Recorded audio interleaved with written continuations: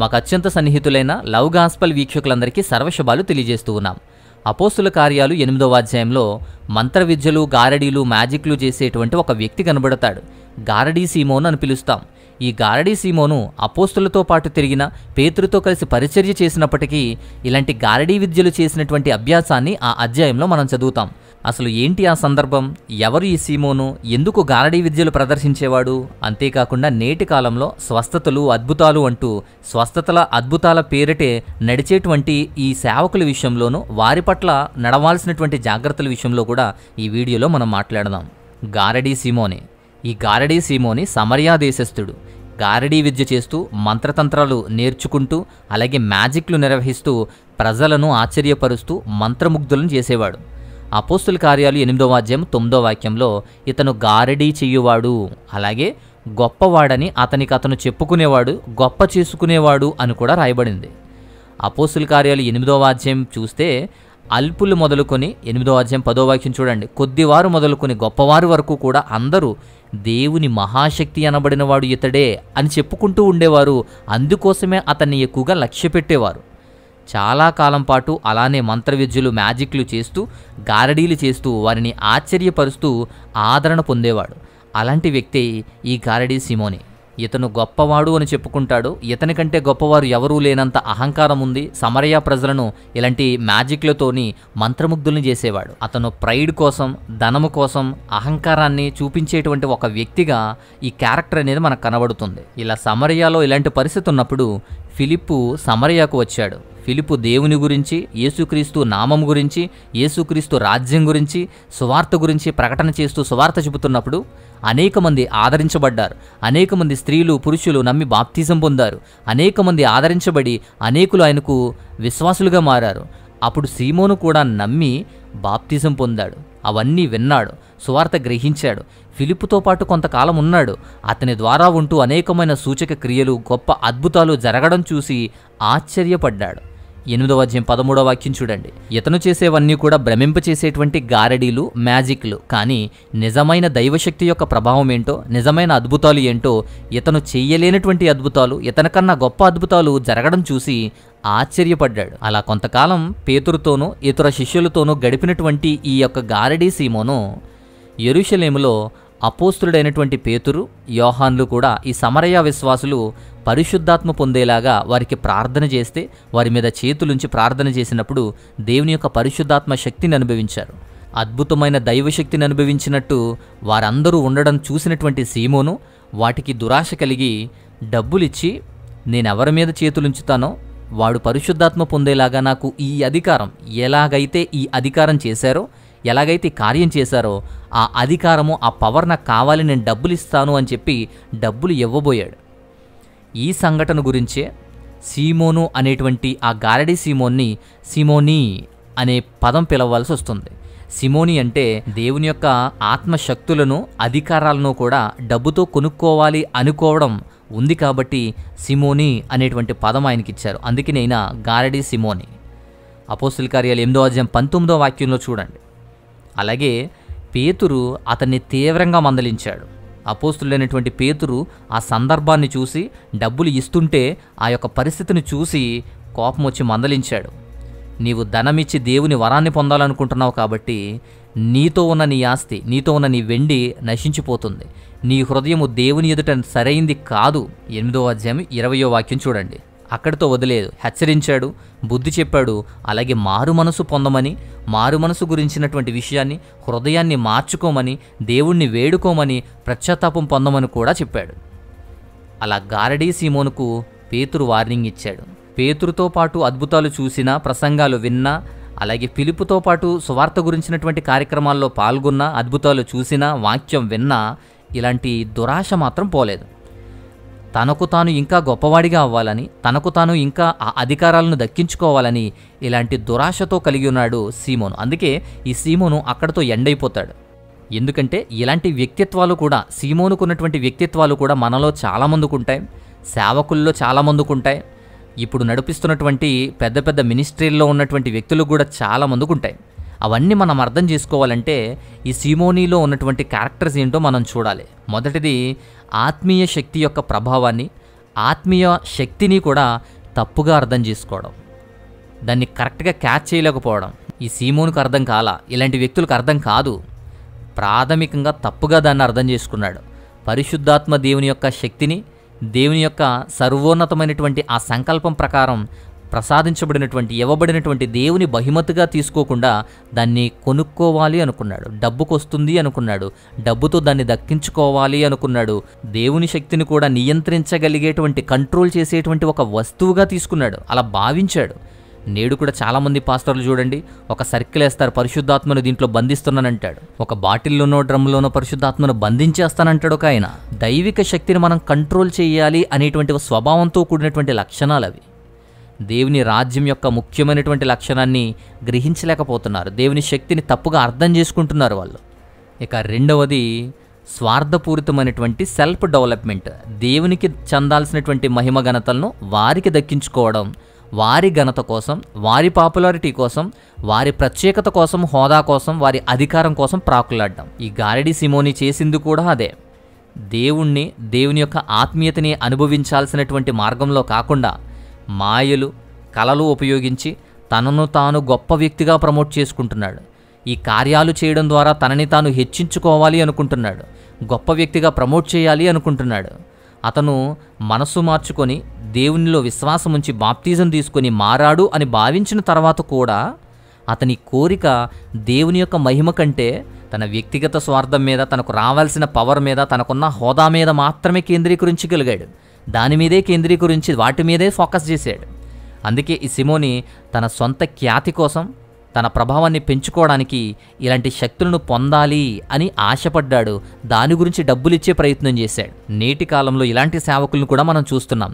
కేవలం స్వస్థతలతో మాత్రమే ప్రమోట్ అవ్వడానికి, కేవలం ఈ అద్భుతాలు స్వస్థతల పేరుతో మాత్రమే ఖ్యాతి దక్కించుకోవడానికి, సెల్ఫ్ డెవలప్మెంట్ దక్కించుకోవడానికి, సంఘ అభివృద్ధిని కేవలం అద్భుత కార్యాలు అని మాయమాటలు చెప్పి ముడిపెట్టేటువంటి సేవకులు కూడా అనేక మందిని మనం నేడు చూస్తున్నాం కూడా. ఇక మూడవది అబద్ధమైనటువంటి విశ్వాసం. ఈ గారడీ సిమోని అబద్ధమైన విశ్వాసాన్ని కలిగి ఉన్నాడు. నిజమైన విశ్వాసానికి, అబద్ధమైన విశ్వాసానికి తేడా తెలియకుండా తను గ్రహించిందే నిజమని తను ఏదైతే అనుకుంటున్నాడో వాటి ప్రకారం వెళ్ళిపోతున్నాడు. దేవునిలోకి, రక్షణలోకి వచ్చాడు, బాప్తిజం పొందాడు, మాటలు విన్నాడు, దేవుని వాక్యాన్ని తెలుసుకున్నాడు, మారు మనసు పొంది బాప్తిజం తీసుకుని దేవుని రాజ్యంలో విస్తరించేటువంటి పనిలోకి వచ్చినప్పటికీ కూడా అతను మనసు మారలేదు, అతను విశ్వాసం మారలేదు. అతని విశ్వాసం తప్పుడు విశ్వాసంలోనే ఉంది. అలాంటి కార్యాలను చూసినప్పటికీ కూడా ఈ సిమోని వాస్తవికతను విశ్వసించాడు. దాన్ని చూసి ఆశ్చర్యపోయాడు. ఆశ్చర్యపోయినప్పటికీ కూడా నిజమైన పశ్చాత్తాపం కలగలేదు. యేసుక్రీస్తు మీద నిజమైనటువంటి విశ్వాసం కలగలేదు. వినయపూర్వకమైనటువంటి నమ్మకాన్ని ఎప్పుడూ కూడా అనుభవించలేదు. అందుకే అతను తప్పుడు విశ్వాసంలోనే కొనసాగాడు. అతని విశ్వాసం ఎక్కడాగిపోయింది అంటే రక్షణను కాకుండా, రక్షకుణ్ణి కాకుండా కార్యాల మీద మాత్రమే ఫోకస్ చేశాడు. కార్యాల్లో ఉన్న గొప్పతనాన్ని మాత్రమే తెలుసుకునే ప్రయత్నం చేస్తున్నాడు. అలాంటి విశ్వాసాన్ని, రాంగ్ వేలో ఉన్నటువంటి విశ్వాసాన్ని కలిగి ఉన్నాడు. మనము కూడా అద్భుతాల వైపు ఆకర్షితులమై వెళ్ళిపోతున్నాం. అద్భుతాలు ఉంటేనే నమ్ముతున్నాం, అద్భుతాలు లేకపోతే, కార్యాలు లేకపోతే అక్కడేమీ లేదు అనుకుంటున్నాం. మనలో మనల్ని తయారు చేసేటువంటి దేవుని వాక్యం, దేవుని ఆత్మ మనల్ని ఎప్పుడు ఎలా ప్రభావితం చేస్తుందో, ఎప్పుడు ఎలా మనల్ని బలపరుస్తుందో కేవలం దేవుని వాక్యము, దేవుని యొక్క ఆత్మ ఎలా నడిపిస్తారో వాటిని సరిగా అర్థం చేసుకోలేనటువంటి వారు మాత్రమే అబద్ధాల కార్యాల కోసం కానీ వెళుతూ ఉంటారు. అలాంటి అబద్ధమైనటువంటి విశ్వాసాన్ని వాటి దగ్గరే ఉంచుతారు. ఇక నాలుగో విషయం, సిమోని అనేటువంటి వ్యక్తి యొక్క పాపం. ఈ గారడీ సిమోని పైకి దేవుని అధికారాన్ని పొందాను అనుకుని చెప్పుకునేటువంటి వ్యక్తి నిజమైన దైవిక అధికారం కనబడేసరికి దాన్ని డబ్బుతో కొనాలనుకున్నాడు. దైవిక శక్తిని తక్కువగా అంచనా చేశాడు. అందుకే సిమోని అనే పదానికి, అనే పేరుకి కూడా దారితీశాడు. దేవుని యొక్క పవిత్రమైనటువంటి, పరిశుద్ధమైనటువంటి శక్తులను, వస్తువులను ఈ కార్యాల కోసం అమ్ముకోవడం, తన స్వార్థం కోసం అమ్ముకోవాలి అని చూడడం, కొనాలి అని చూడడం అనేది నేరం. అది ఒక పాపం. నేటి కాలంలో కూడా, అప్పుడు సిమోని కాలంలో కూడా జరిగేది ఏంటంటే ఆత్మీయమైనటువంటి విషయాలను, ఆత్మీయమైనటువంటి బలపరిచేటువంటి అంశాలను అధికారాల కోసం వస్తువులుగా, అలాగే దాన్ని ఒక టూల్స్గా, ఒక వెపన్గా వాడుకుంటున్నారు. నేటి సంఘాల్లో కూడా ఇక్కడ ప్రత్యేకత ఉంది, ఇక్కడ ఆత్మవరాలు ఉన్నాయి, ఇక్కడ భాషలు ఉన్నాయి, లేదా ఇక్కడ ఏదో ప్రత్యేకత ఉంది, ఇక్కడ ఏదో దేవుని శక్తి ఉంది అని ఆకట్టుకునేటువంటి ప్రయత్నం చేస్తున్నారు. అది కేవలం కొంతమంది సంఘముకో లేదా ఒక సేవకునికో పరిమితమైపోయేటువంటి అంశాలు కాదు. ఆ విషయాల ముందు విశ్వాసులకు తెలిసి నడుచుకోవాలి. ఇక 5వ విషయం, ఈ సిమోని యొక్క పరిచర్యలో ఉన్నటువంటి స్వార్థం. ఫిలిప్పు అనేటువంటి సువార్తకుడు సమరయాకు వచ్చి సువార్త ప్రకటన చేస్తూ నిజమైనటువంటి అద్భుతాలు చేస్తున్నప్పుడు చాలామంది సమరయులు విశ్వసించి బాప్తిజం తీసుకొని దేవుని రాజ్యంలో పాలిభాగస్తులుగా ఉన్నప్పుడు విశేషం ఏంటంటే ఈ సీమోని కూడా విశ్వాసాన్ని ప్రకటించి బాప్తిజం తీసుకుని సంఘంలోకి వచ్చి పరిచర్యలో కూడా పాల్గొన్నాడు. ఫిలిప్పు వెళ్ళేటువంటి ప్రతి చోటకి వెళ్ళాడు, ఫిలిప్పును అనుసరించాడు. అతని ద్వారా జరిగినటువంటి నిజమైన అద్భుతాలు, నిజమైన దైవశక్తిని, అద్భుతాలను చూసి ఆశ్చర్యపోయాడు. అంత పరిచర్యలో ఉన్న దేవుని శక్తిని కల్లారా చూసినప్పటికీ కూడా అతని హృదయం మారలేదు, అతను ఆశను విడవలేదు. అలాంటి లోతైనటువంటి ఒక సమస్యతోటే ఉన్నాడు. ఇక 6వ విషయం, ఈ సిమోని దొరికిపోవడం. అవిశ్వాసి అని, చెడ్డవాడు అని, తను స్వార్థపరుడు అని, తన అహంకారం కోసం ఈ కార్యాల గురించి మాత్రమే వచ్చాడు అని దొరికిపోయాడు. అందుకే మనలో కూడా చాలామంది విశ్వాసులుగా పరిగణించబడుతున్నా, నాటకాలు చేసినా, పైకి ఎలా నటించినప్పటికీ ఎప్పటికో ఖచ్చితంగా బయటపడతారు. ఖచ్చితంగా బయటపడేటువంటి క్షణాలు కూడా వస్తాయి. పేతురు మరియు యోహాను యెరూషలేం నుంచి వచ్చి ఈ సమరయ విశ్వాసులను ప్రార్థన చేస్తున్నప్పుడు, పరిశుద్ధాత్మను పొందాలని ప్రార్థన చేసినప్పుడు అనేకమైన కార్యాలు జరిగాయి. అంతేకాదు, ప్రజలపై చేతులుంచినప్పుడు, పరిశుద్ధాత్మ ఇవ్వబడినప్పుడు కల్లారా చూశాడు సీమోను. ఈ విషయాన్ని ఆసక్తిగా గమనించి డబ్బులు ఇవ్వబోయాడు. నేను కూడా ఎవరి మీద చేతులుంచుతానో వారు పరిశుద్ధాత్మను పొందేలా నాకు ఈ పవరు, ఈ సామర్థ్యం, ఈ అధికారం నాకు ఇవ్వండి అని డబ్బులు ఇచ్చి కొనాలి అనుకున్నాడు. అతని ఉద్దేశాలు బహిర్గతమయ్యాయి. అతని యొక్క క్యారెక్టర్ తెలిసిపోయింది. అతను దేని గురించి వెంబడిస్తున్నాడు, వేటి మీద ఫోకస్ చేస్తున్నాడు, వారి హృదయంలో ఏముందో అన్నీ కూడా బహిర్గతమైపోయాయి, దొరికిపోయాడు. ఇక 7వది, సీమోను హెచ్చరించబడ్డాం. పేతురు హెచ్చరిక. పేతురు ఇలాంటి విషయం చూసి అలాంటి వాడని తెలిసి కఠినంగా హెచ్చరించాడు, తిట్టాడు గట్టిగా. నీ డబ్బు నీతో పాటు నశించిపోతుంది అని తిట్టాడు. నీవు దేవుని బహుమతిని, దేవుని శక్తిని డబ్బుతో కొనగలవని అనుకుంటున్నావు. నీకు ఈ పరిచర్యలో అసలు భాగము కానీ వాటా కానీ ఏమీ లేదు. ఎందుకంటే నీ హృదయం చెడ్డది, నీ హృదయం దేవుని ముందు సరైంది కాదు, అసలు కరెక్ట్ కాదు అని చెప్పి గట్టిగా పేతురు హెచ్చరించాడు. అందుకే పరిచర్యలో కూడా బలమైనటువంటి వ్యక్తిగా లేడు. అపోస్తుల పరిచర్యలో శిష్యులతో పేరొందినవాడు కాదు, అక్కడతో ఆగిపోయినటువంటి వ్యక్తి. పేతురు కూడా అంత గట్టిగా తిట్టినా, హెచ్చరించినప్పటికీ కూడా మరలా మార్పు కోసం మందలించాడు. నీ హృదయము చెడ్డది, నీ ఆలోచనలు, నీ హృదయము చెడ్డవి కాబట్టి మార్చుకుని దేవుని యందు విశ్వాసం ఉంచి నిజమైన విశ్వాసంలో బలపడి పశ్చాత్తాపం పొందమని, ప్రాయశ్చిత్తం చెందమని పేతురు గట్టిగానే హెచ్చరించాడు. అలా తిట్టడమే కాకుండా మార్పు కోసం కూడా మాట్లాడాడు పేతురు. అలా ఈ గారడీ సీమోని అనేటువంటి వ్యక్తి ఈ 7 లక్షణాలను కలిగి ఉన్నాడు. ఇలా గారడీ సీమోను గురించి ఉన్నటువంటి విషయాలు. సీమోనుగా ఉన్నటువంటి వ్యక్తి దేవుని యొక్క శక్తిని డబ్బుతో కొలిసి డబ్బుతో కొనాలి అనుకునేటువంటి అహంకారానికి బదులుగా సిమోని అనేటువంటి పేరుతో పిలువబడుతున్నటువంటి వ్యక్తి. ఇలా ఈ గారడీ సీమోని గురించి బైబిల్లో మనకు తెలియచేయబడింది. అయితే క్రైస్తవులు కూడా వీటి నుంచి నేర్చుకోవాల్సిన పాఠాలేంటి, వీటి పట్ల అలాగే అనేకమైన సేవకుల పట్ల నేర్చుకోవాల్సిన పాఠాలేంటో కూడా మనం చాలా తక్కువ సమయంలో మనం మాట్లాడుకుందాం. ముందుగా మొదటిది, అబద్ధ అద్భుతాలు ఏంటో గ్రహించి వాటి నుంచి జాగ్రత్త పడాలి. ఇవి అపోస్తుల కార్యాల్లోనే అప్పటినుంచే ఇవి స్టార్ట్ అయ్యాయి. అబద్ధ అద్భుతాలు, అబద్ధ క్రియలు అంటూ మోసం చేసేవారి విషయంలో చాలా జాగ్రత్తగా ఉండాలి. ఎన్నికైన వారిని కూడా మోసం చేయడానికి గొప్ప గొప్ప సూచక క్రియలు, అద్భుతాలు జరుగుతాయి. అలాంటివి మనం చూస్తామని దేవుడు ముందుగానే హెచ్చరించాడు. అపవాది కార్యాలు కానీ, అబద్ధ ప్రవక్తలు, అబద్ధ సాక్షుల యొక్క కార్యాల్లో కానీ అనేకమైన సూచక క్రియలు ఉంటాయి. ఆ సూచక క్రియల గురించి జాగ్రత్త పడి దేవుని శక్తిని గ్రహించాలి కానీ అద్భుతాల వైపు, సూచక క్రియల వైపు మనం ఏది పడితే అది నమ్మి వెళ్ళకూడదు. ఈ సీమోనులాగానే చాలామంది అబద్ధ బోధనలు వదిలేయాలని, తన జీవితాన్ని మార్చుకోవాలని కోరుకోవట్లేదు. కేవలం ఆ శక్తి కోసం, ఆ పవర్ కోసం, ఆ పాపులారిటీ కోసం, ఆ ఎర్నింగ్ కోసం, బిజినెస్ కోసం మాత్రమే ప్రాకులాడుతున్నారు. దేవుని యొక్క వాక్యము, బైబిల్ జ్ఞానము, ఆత్మీయమైనటువంటి పరిపక్వత, ఆత్మీయ ఫలము, వివేకం పెంచుకోవాలి. ఆత్మలను పరీక్షించండి అన్నారు. ఎందుకంటే చాలా అబద్ధ ప్రవక్తలు ప్రపంచంలోనికి వచ్చి మాయ చేస్తారు. వాటి గురించి మోసపోకుండా జాగ్రత్త పడాలి. ఇక 2వ విషయం, అద్భుతాలపై కాకుండా అద్భుతాలు జరిగించే వాళ్ళ క్రీస్తు మీద దృష్టి పెట్టాలి. ఈ సీమోను కథ నుంచి ప్రధానంగా నేర్చుకోవలసిన అద్భుతమైనటువంటి పాఠం ఏంటంటే యేసుక్రీస్తు మీద దృష్టి పెట్టాలి కానీ కార్యాల మీద కాదు. దేవుని కార్యాలు జరుగుతాయి, ఆత్మకార్యాలు జరుగుతాయి, వాటికి విరోధం కాదు, కానీ వాటి పేరుతో జరిగేటువంటి మోసాలకు విరుద్ధం. కాబట్టే అలాంటి వాటిపై దృష్టి పెట్టకూడదు. ఇక 3వ విషయం, మనం హృదయ మార్పుకే ఎక్కువ ప్రాధాన్యతనివ్వాలి. మీ హృదయం దేవుని ఎదుట సరైంది కాదు అని అక్కడ మందలించాడు పేతురు. కానీ మనము కూడా మనం అంతర్గతంగా ఎలా మార్పుకు చెందుతున్నాము, మన హృదయం ఎలాంటి పరిస్థితుల్లో ఉంది, మనం సేవలో, మన పరిచర్యలో, మన చర్చిలో ఈ పొజిషన్లో ఉన్నాం, ఎక్కడున్నాం అక్కడున్నామని అనుకోకుండా మన హృదయంలో కూడా ఎక్కడున్నామో తెలుసుకోవాలి. అంతరంగంగా మన పరిస్థితి ఏంటో కూడా తెలుసుకోవాలి. దేవుని ముందు అది సరైనది కాదు అనిపిస్తే మనము కూడా నెట్టివేయబడతాం, కొట్టివేయబడతాం. దేవుని ముందు సరైనటువంటి హృదయం వినయంతో, పశ్చాత్తాపంతో, ప్రేమతో కూడినటువంటి వినయం అది నిజాయితీగా దేవుని యందు విశ్వసించిన వారికి మాత్రమే తెలుస్తుంది. ఇక 4వ విషయం, కార్పొరేట్ స్టైల్లో, బిజినెస్ స్టైల్లో అలవాటు చేసిన విషయాలు. ఈ కార్పొరేట్ స్టైల్లో ఉన్నటువంటి సేవలు, బిజినెస్ స్టైల్గా అలవాటు చేసినటువంటి సేవలు ఉన్నాయి. ఈ దేవుని యొక్క శక్తిని కొనుగోలు చేసేటువంటి ప్రయత్నానికి ఇవి లింక్ చేయబడతాయి.